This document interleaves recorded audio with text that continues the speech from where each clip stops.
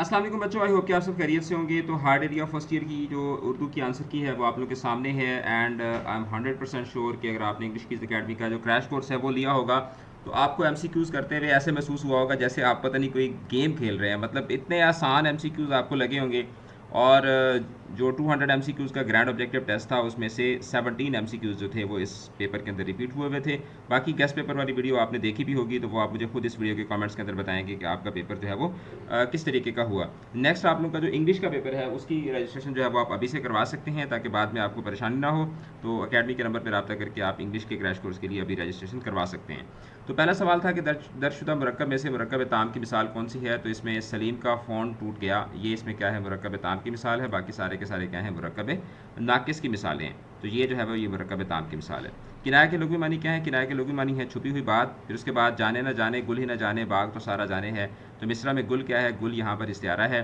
मुसद्दस के हर बंद में कितने मिसरे होते हैं, मुसद्दस के हर बंद में 6 मिसरे होते हैं। और दर्जशुदा में किस जुमले में तशबीह का इस्तेमाल हुआ है, वो शेर की तरह बहुत दिलेर है। तो की तरह से हमें पता चल जाता है कि ये क्या है, तशबीह का इस्तेमाल है। और दर्जशुदा में से हरफ तासुफ की निशानदेही करें तो इसमें अफसोस जो है ये क्या है, ये हरफ तासुफ है। फिर उसके बाद किस नज़्म में अल्लाह ताला से रिक्कत अंगेज़ लहजे में दुआ मांगी जाती है, तो ये मुनाजात में मांगी जाती है। आदत ही बना ली है तुमने तो मुनीर अपनी, तो मुनीर के ऊपर क्या है, अलामत तखल्लुस है। तो ये क्या है, मुनीर यहाँ पर तखल्लुस के तौर पर इस्तेमाल हो रहा है क्योंकि शायर का ये तखल्लुस है। मज़रूफ़ कहकर ज़र्फ़ मुराद देना को कवायद में क्या कहा जाता है, मज़रूफ़ कहकर ज़र्फ़ मुराद देना कवायद में मुजाज़ मुरसल कहलाता है। शेरी इस्लाम में लफ्ज़ मतला के क्या मानी है, तो मतला जो है ये गज़ल का पहला शेर होता है। और मुजाज़ मुरसल की शनाख्त करें तो उसने बोतल पी ली, तो बोतल यहाँ पर जो है वो ज़र्फ़ कहकर मज़रूफ़ मुराद दिया जा रहा है। तो ये इसका दुरुस्त जवाब होगा। अशा के आखिर में जूँ के तुम आने वाले अल्फाज जो होते हैं वो रतीफ़ कहलाते हैं। फिर उसके बाद आदमी और इंसान दोनों क्या हैं, ये दरहकीकत मुतरादिफ़ अल्फाज हैं। फिर उसके बाद ईदगाह में जो लफ्ज़ गाह है ये क्या है, ये लाहका है। फिर उसके बाद लफ्ज़ के हकीकी और मजाजी मानों में तशबीह का ताल्लुक किस में होता है, तो इस्तिआरा जो होता है उसमें लफ्ज़ जो है वो उसके हकीकी और मजाजी मानों में तशबीह का ताल्लुक पाया जाता है और वही फिर जो वजह जामे भी बनती है। ए दोस्त मुझे तुम्हारी मदद की ज़रूरत है, तो इसमें ए जो है ये क्या है, ये हरफ निदा है।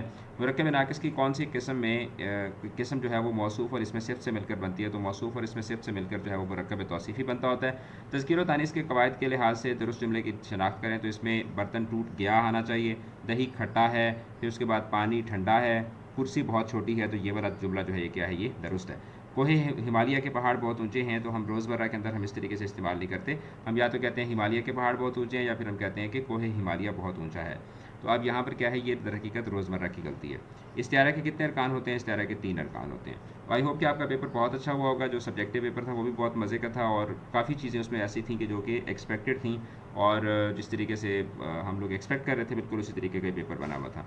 जो लोकल एरिया का पेपर है उस जो जैसे मुझ तक पहुँचता है तो उसकी भी फिर इंशाल्लाह आंसर की बना के आपके साथ शेयर करते हैं। इंग्लिश के लिए आपने अकेडमी के नंबर के ऊपर रब्ता करके अभी से रजिस्ट्रेशन करवा लें। उसमें आपका 200 एमसीक्यूज़ का टेस्ट भी दिया जाएगा। डिटेल के साथ सारी आपको ग्रामर पढ़ाई जाएगी, पोइट्री का मुकम्मल सेक्शन आपको पढ़ाया जाएगा, आपकी जो सब्जेक्टिव पोर्शन की जो ग्रामर होती है उसके आपके वर्कशीट्स आपको प्रोवाइड की जाएंगी। ईच एंड एवरीथिंग आपको बड़े डिटेल के साथ जो है वो पढ़ा दी जाएगी।